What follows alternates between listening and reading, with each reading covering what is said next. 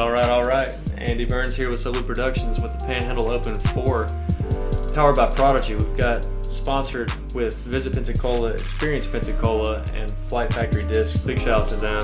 I'm here with Brad Mizerany again. What's going on, guys? Glad to be back.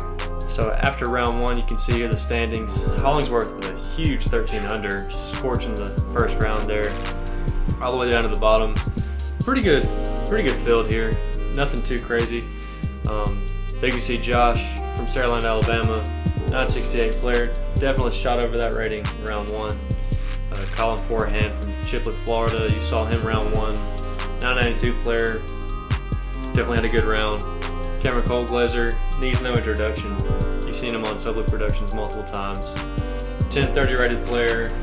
And then Mattio, 1030 as well from Creole, Alabama. All of those guys fairly within reach of each other. And then Ben Wilcox rounding out the card from South Haven, Mississippi. First timer on Soblue Productions, so excited to see him play. Making the drive. That's right. Taking us to hole number one. Short par 3, 192. The easiest hole on the course. Coming in at 2.42. So you are expecting to get your birdie. If you don't get your birdie, you're going to be upset. Even though there is a decent amount of trees down here at the green, as you can see this. The trouble is going too far where those signs are. I think beyond that is out of bounds, but these guys are going to try for a smooth little hyzer shot. Well, something similar to that, but it looks like he got a tree blocking his putt right there. Yeah. Maybe he's going to have an angle around it, but he's also sitting right next to a bunch of trees, so maybe a tricky one. I think he just threw it a little higher than he wanted to. He was playing the skip shot. That's actually a really good tree. Mm-hmm. It's going to sit him probably 15 feet out. You're either going to play that floaty shot like Colin did, and I kind of like Mattio's doing here. Just kind of a touch shot and get it there and kind of settle in.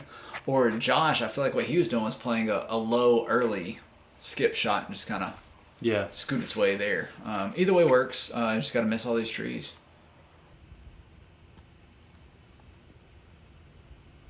That should be fine, yeah 20 feet or so.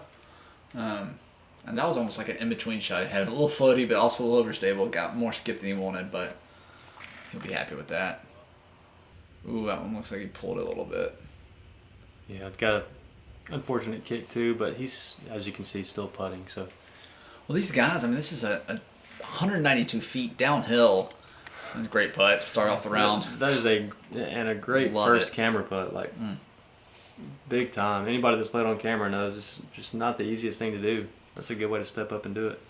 But like I was saying, it's hard to. These guys can throw so far. It's hard to ease back almost throwing that short downhill, and then also try not to get a skip. Like it's You think, oh, just throw something a little bit more overstable. It's gonna cut down your distance, but with this dirt and leaves, you're gonna get some. If you throw something too overstable, it's gonna flare. Right. So it actually takes. It's an easy hole, but it takes a little bit of skill to execute. Ooh! Good putt there. Great putt, yeah. Like I said, he had awkward footing. He had that tree right in his way, but he made it work. Yeah, he's 968 may be a little low for his. He's might be one of those players that's shooting up here very soon. Maybe one of those 950 drivers, 1010 rated putters. I've seen them before. But you can see here the hot scores from round one. Everybody's in double digits at this point. I can guarantee you that's not going to happen at the end of this round. There's a good chance they may be around what they're at now. So time will tell, but going into hole number 2, 300 feet.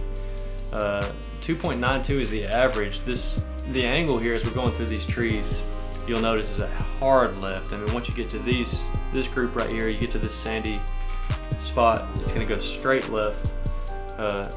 It's just really hard to get at this pin, so a 2 is phenomenal.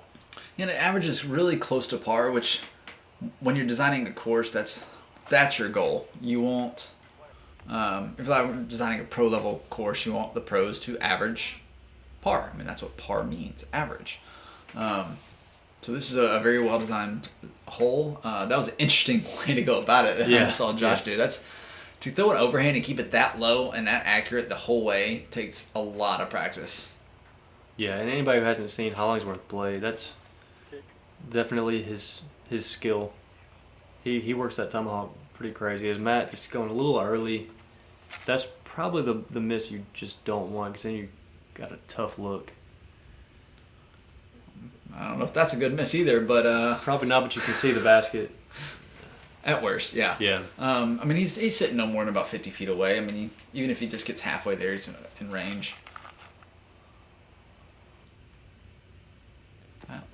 Wilcox going with definitely something more overstable. Kind of ripped over on I it. think Matty O had the right disc selected, whereas Wilcox and Cam maybe threw something a little too straight. He just sawed it off a little bit. You got to have that more of a stable finish. And that was a fantastic get out of jail free card from, Really from Colin was. there. That's 2 in a row. I don't know if he saw something there. I was just hoping to get lucky, but whatever he did, it worked, and it's impressive. Mm-hmm.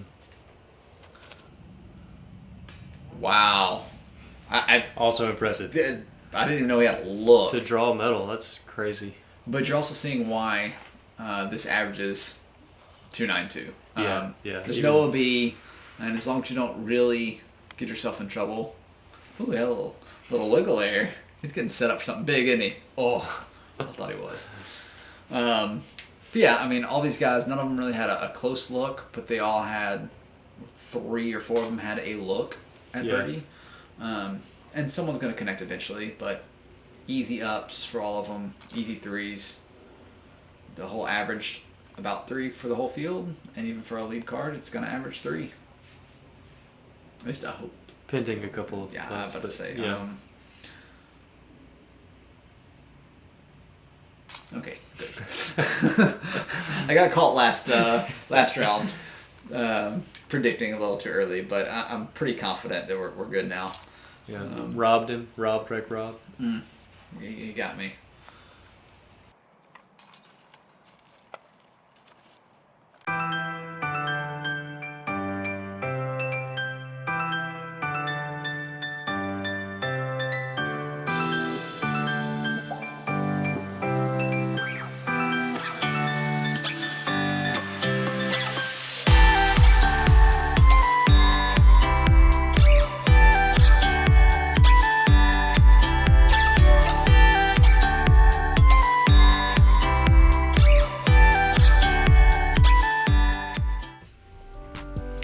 Alright, it's going to take us into hole 3. It's going to be our first par 4 of the round. Actually, it's the 4th hardest hole, and you can see why. This is 600 feet, and it's dead straight the entire way. Not only is it dead straight, and you have woods on the left, woods on the right, you got trees in the middle of the fairway.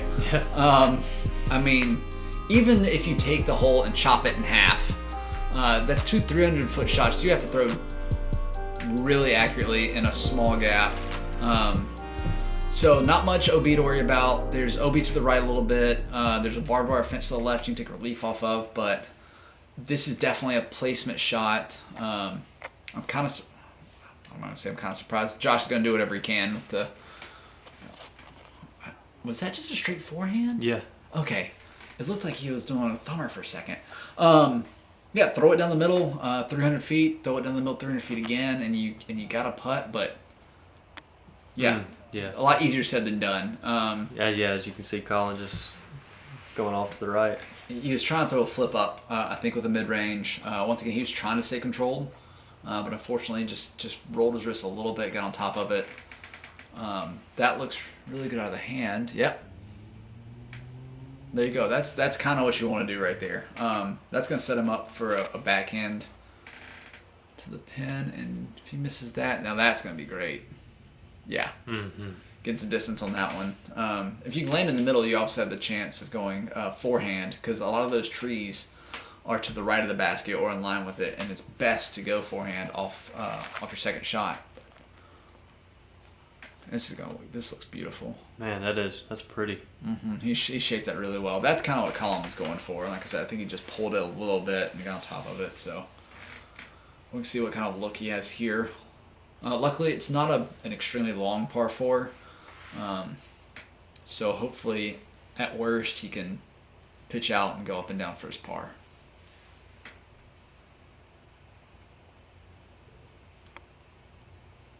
Yeah, and taking a smart play, not trying to do too much. Just put yourself out there, give yourself a look. Like I said, he doesn't throw the forehand very often, but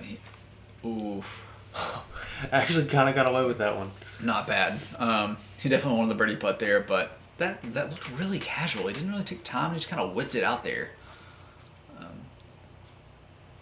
If this misses that tree and scoots a little bit, Yeah, it'd be a little short, but yeah. So you got those guardian trees right there in front of it. It's a lot more difficult than it originally looks. But yeah, you sneak it through those trees and you got a good look. This is a really just a solid par 4 all around. I love it because, like I said, it has enough distance to be a par 4 without being too far for even intermediate level players. But you have to throw it accurately. It's definitely a golf hole, which I really enjoy. And he shows you how it's done right there. That's beautiful. Yeah, that's exactly how you draw it up. Accurate shot to the middle, accurate shot to the middle, and 10 foot. Yeah, he didn't even consider the guardian trees. He just, I'm going to split them. I'm going to throw this putter. As you see, Colin does not split them. He comes up a little short with that tree, but still going to be a jumper. And here you go, the forehand approach. This is going to be 3 forehands in a row for Mr. Hollingsworth. And that one bit really fast. I wonder what that was. Yeah, it did. But I don't think he swung as wide as he meant to. Just kind of left it a little short. But so we'll have a look. See if Colin can convert this par. Not quite. It was a good effort. Confident, that's for sure.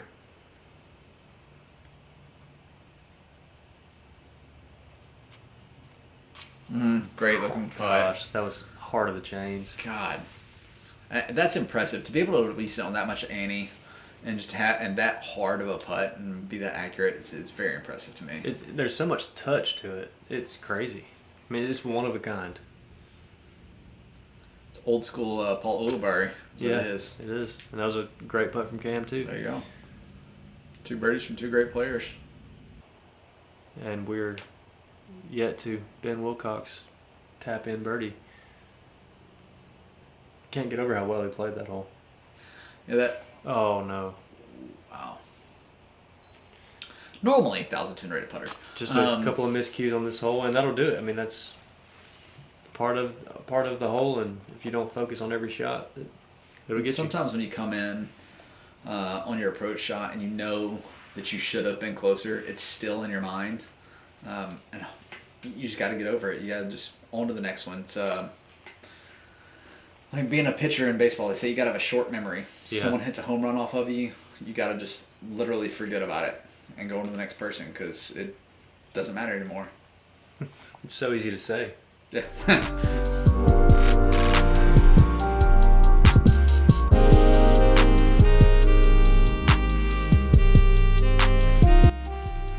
All right, take us to hole 4. Okay, hole 4. You can see that it's the 6th hardest hole here. It averages just over par. And the reason for it is, if you don't have Eagle or Barsby level forehand and go over everything, you're just not getting there. You can see the shot shape here. You can see how slow the drone has to fly to get through here.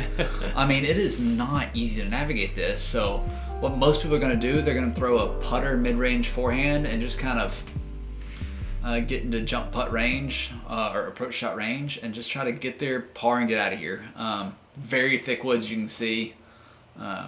Matteo throwing that up shot forehand, and that's what a lot of people are going to do. Like, that's ideal. Yeah. And you can see why it's a par 3 though. You can get the 2 with a long putt, but not getting greedy is the game here. Name of the game. Hit a tree, drops down. You're fine with that. Yeah, I mean, that's a fine spot to be. You're in a good spot to take your 3, like you said. I mean, you throw it. All you got to do is throw it 180, 200 feet on a forehand and just not get too greedy. And that's not awful. No, yeah, he's honestly, fortunate to stay in the fairway. I mean, yeah, he's in the fairway, and he got what, 100 feet maybe. Ooh. Not so much there. That's not going to be fun. And fun fact, while it's not so fun if it involves you, is right there off the tree Wow. Where both of them just went is apparently a hornet's nest. I think there were some bees or something. So hopefully they're not getting stung in here. You never want that in the back of your mind when you throw a disc. You saw Colin with that tee shot, and like I said, he doesn't throw many forehands, but he felt it's a forehand shot if he's throwing it. Yeah, that's a good point. There's that guardian true to the left, which makes that backhand turnover really difficult to get the correct angle. Someone blitzing by. I'm kind of shocked Ben didn't use the soft backhand from that angle. As well as he threw on the last hole. Yeah. I mean, he's still going to have a look, but he's going to be farther than he wants to be on the comeback. But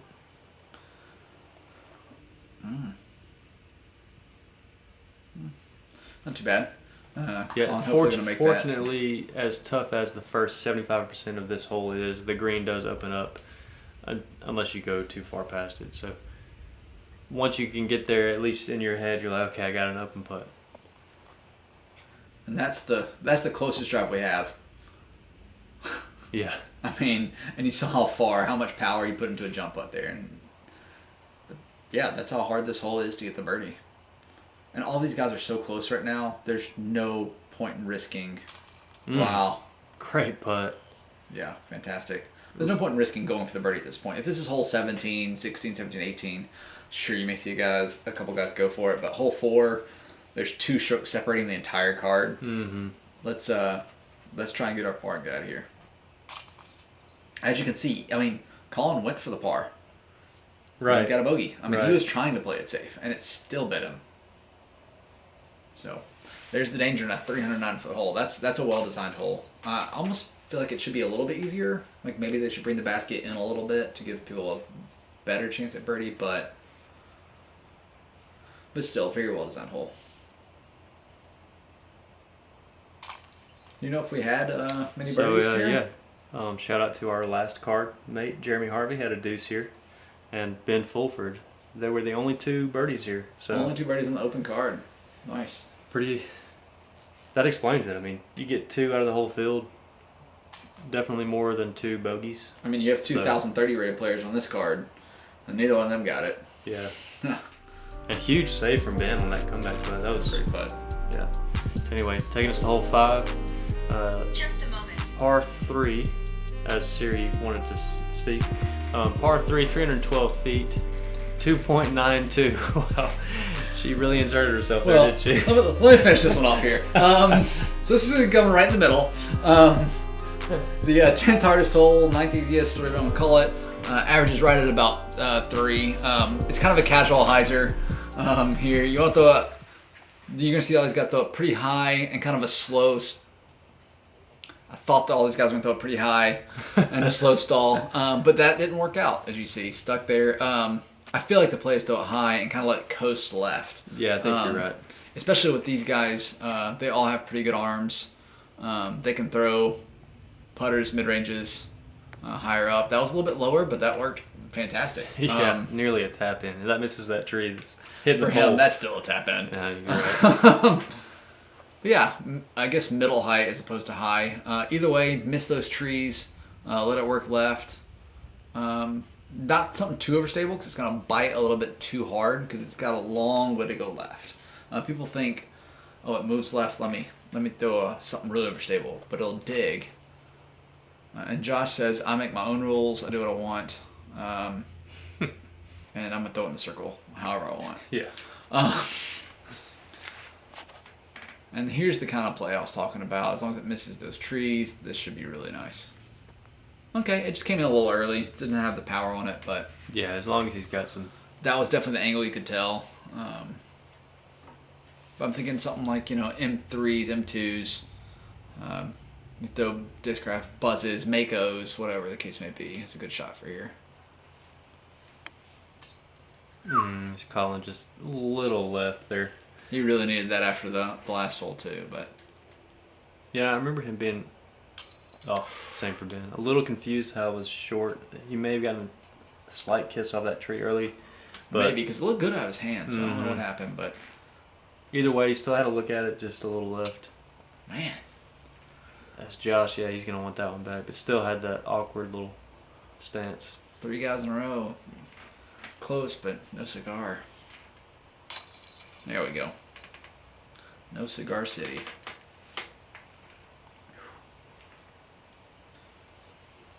Yeah, like you said, though, the race for this tournament is so close. I love it. Yeah, it's great. It really makes, I mean, every shot you just can't take for granted. And you know these guys are feeling bad about missing a hole, like it's 312 feet. And it's a hyzer. All these guys are right-handed. Sets up well for them. But once again, another well-designed hole. Trees placed in the right area, small enough green, tight enough off the tee where it just averages just a shade below par. And I love it. I love when you can see all that. Lead card, 3 pars and 2 birdies. Great. All right, so got hole number 6. Moving on. Par 4, 459 feet. Another big boy hole. It's not, extremely far in distance, but the shape of this shot, as you can see, it kind of S's a little bit. Then you get to these trees, and if you're throwing it too straight, odds are you're gonna just peg one of them. So a lot of players might play it safe, end up a little, 150 feet, 250 short, just to give themselves a look at an upshot. But it's averaging 3.75, I believe, is that what that said? So yeah, 3rd easiest hole in the course. As long as you hit this little initial gap and then miss these trees in the fairway, it should play pretty. My goodness. So this is a par 3. Oh wait, no, par 4. Sorry. Cam said I am only winning by 1. Let me go up a couple more strokes. Well, and I think the shot there from Matt is probably why it's averaging under pars, because if you can play it safe, he's going to have a very easy upshot for his 3. Probably the same for Ben. And I know this is definitely very attackable for people with decent arms. I mean, it's still, you got to be so accurate like Cam. That was incredible. And he threw a bullet. But and it's almost a little luck. I mean, there's trees definitely right in the middle of the fairway. But once again, see, this is what I was talking about with this whole course. These guys have played this course before. It's not new. Wow. Heck of an overhand right there. That is a tight gap, and that is impressive. What was that, a 400-foot tomahawk? Dead. Yeah. Oh. Not where you want to be. No, but I'm very hopeful that it's easy enough of a hole where he can just, get 150 feet here, hopefully stick in that roll, and then go up and down. Okay, we're going to test his mettle here. Mm-hmm. From a knee, forehand, through a gap. Coming a little... Yeah, not perfect, but he's going saucy. to have a little straddle out of that, I think, to hit it in there. Yeah.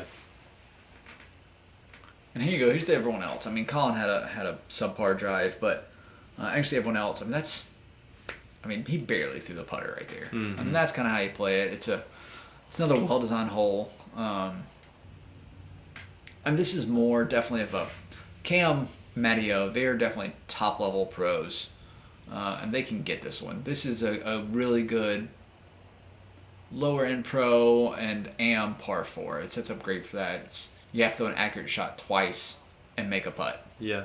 Do you think Matt taking the forehand, since it's such a tight race, do you think that's why he played it more safe, just to make sure you get the birdie, or do you think... Yeah, once again, it's a hole 6, and he's only 1 stroke off the lead, and Cam went before him, and he saw Cam throw a great shot. But this is an incredible look at an eagle here. it's ridiculous. But, I think he was thinking, why take the risk? Maybe Cam will miss the putt, and it won't make a difference. So the smart play works out for Matt. Cam doesn't get penalized for going aggressive, but he doesn't capitalize either. So it feels like a par for him, even though it's gonna match everyone else. I don't know if anyone got the eagle in this hole. 0 eagles. No eagles, so I can only assume that was the best look for eagle in the tournament then. Yeah, that had to be, yeah. But yeah, playing it safe is, I still think, ideal in this case. Once again, if it's hole 16, Matt's up second, and Cam throws a great shot like that, Matt's going for it. Yeah, you're probably right. Can't go down 2 strokes with 2 holes to go to Cam Colglazier. So, Maybe maybe he practiced. Maybe he went for it and practiced a couple times, and it just never worked out. That's right. It may just not be his bread and butter. Yeah, comfort shot. So they're gonna clean it up here. Yeah, and Colin's gonna unfortunately take the lone bogey here. I think everyone else gets the birdie too, so that's losing 2 strokes. That can't feel good. He's on a little tough stretch. He's turning around quickly. He's gonna have a chance here. Yeah, that's right. Here's hole number 7, 294 feet. Another par 3. It's averaging 2.92, so just under par. This is a nice, safe little par 3. There's that one tree we flew past in the dead center that is disc magnet. Yes. It's right in line. I mean, it is just all over the line unless you take. Oh my gosh! Unless you take that line. Oh, I wonder what that disc is. That was he threw it so hard. He has the arm to do that. You got to throw it hard with something overstable to take that line. There it is. Oh, I didn't see that tree before. What?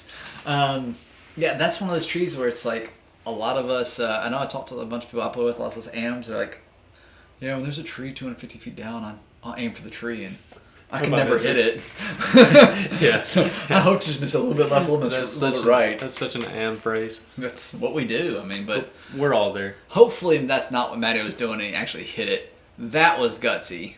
I saw that limb right in front of him. Wow. And he said, guts. I mean. Well, he said, I'm just gonna break the limb. I mean, look at that limb. It's just right there. He had to so low to get. I mean, 300 feet doesn't seem like that far for any kind of shot, but it's impressive. The hat is off. The apparel. So is the drive, unfortunately. Always pull for Colin. He's a great guy, but man, he's just struggling right now. Yeah, he is. He had a very quick upshot there. Got the back half of it, but. And at least it's up there. Mm-hmm. Good little upshot. Sneaky. Yeah, that's part of the trouble, going left side of the tree that was in the middle of the fairway. If you do go left of there on hyzer, you're just going to be over there in the woods where Ben was, so kind of forced to just take the par. You almost want to try and swing it wide like Cam did, because as a right-hand backhand thrower, the spin of the disc, if you hit a tree, it's going to try and kick you left. So hitting the left side of that tree is going to kick you way left, but hitting the right side of the tree, it'll kick you right, but it's still going to want to fight back left, so maybe you don't get stuck in the woods. Yeah. So here we go. Hole number 8, 243 feet, averaging dead par. Perfect. And you can see it. Man. Lots of trees here. There's a clear gap that you're going to take, which I'm pretty sure they're all going to try to take.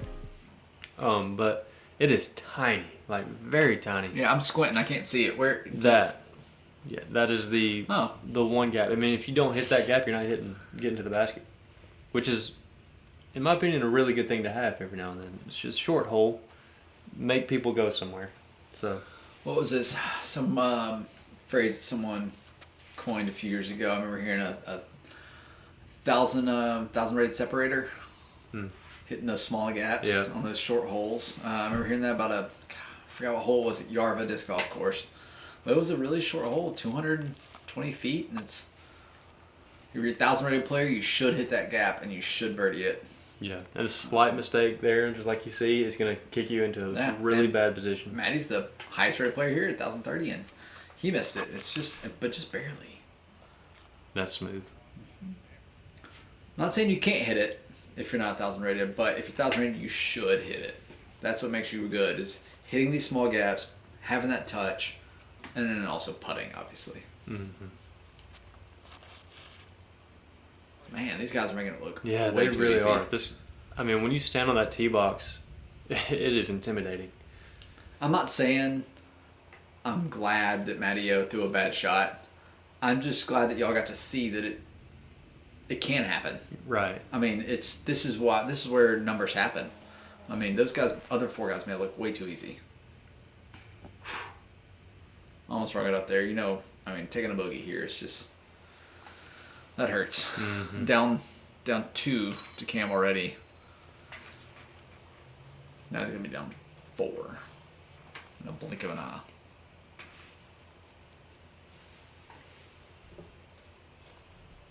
Josh, though, Josh going to move himself way up a second.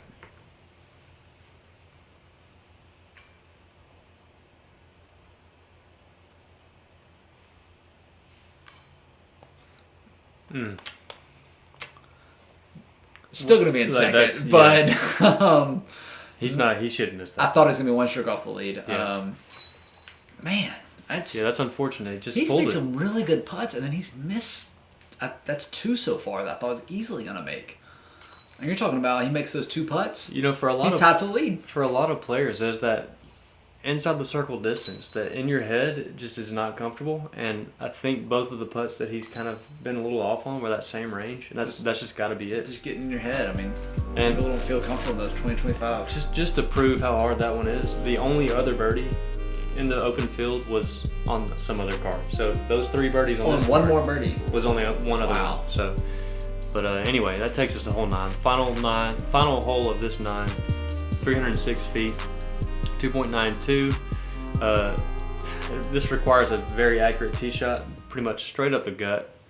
You got a little room to work with, maybe if you wanted to flex a forehand, but maybe I don't see it. That tree just off the right would get in my head, but Cam said actually throw backhand here. Yeah, if you can throw a backhand that straight, throw the backhand. I'm kind of surprised that this one plays easier than the last hole. Yeah. Only slightly, but still, like, I feel like it's harder to throw a straight shot than it is a little bit of a flexing shot. I agree with that. And that's just, I mean, talking about I don't know how many lefties there were in the field. Maybe there weren't any, but I feel like that would definitely take down this average. That's pretty looking. I'm about to say Colin getting back on track. Man, yeah, the pattern of that, just the time it took to turn was just perfect. And that's okay. You're talking about the flexing forehand. Yeah, I think he was going for it. I don't know what happened, but yeah, just didn't quite get the flight. Did that just flare off the ground? Yeah. Wow. And somebody needs to make a move here because Cam is just separating himself. Yeah, you're right. That was looking Josh good. was trying to make a move. Yeah. Yeah, the last couple holes, Cam is... Matty O really going for it and put himself a little bit of tester range. He knows he needs to start birdieing because he knows Cam's about to get this. Mm-hmm. So he's going to be, now, if he makes the putt, 5 strokes behind. Dang. Everyone. Really good effort there. All right, Colin, let's see it.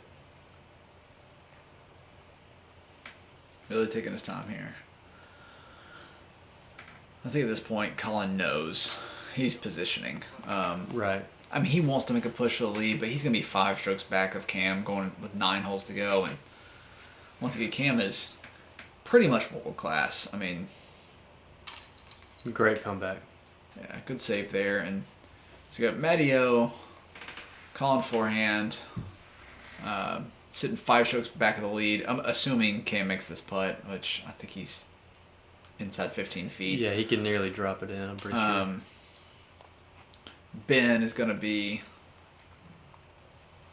4 strokes back. Josh is 3 strokes back. So Josh and Ben are within striking distance. Ben barely. I think Josh really is the only because this is Cam. He's such a good player and he's playing so well right now. It's going to be hard to come back on him, but it's going to be exciting back 9. I can't wait to see the conclusion of this tournament. Yeah, it is. It's definitely something you want to stick around for. There you can see just a 3-stroke lead over Josh. The other players are in it. I mean, you never know. It's a very tight-wooded course. So stick around to see what happens. We got the back 9 of the final round coming your way. As always, we appreciate you guys for watching. Brad, thanks again. We will see you soon. Been fun. Let's finish this up.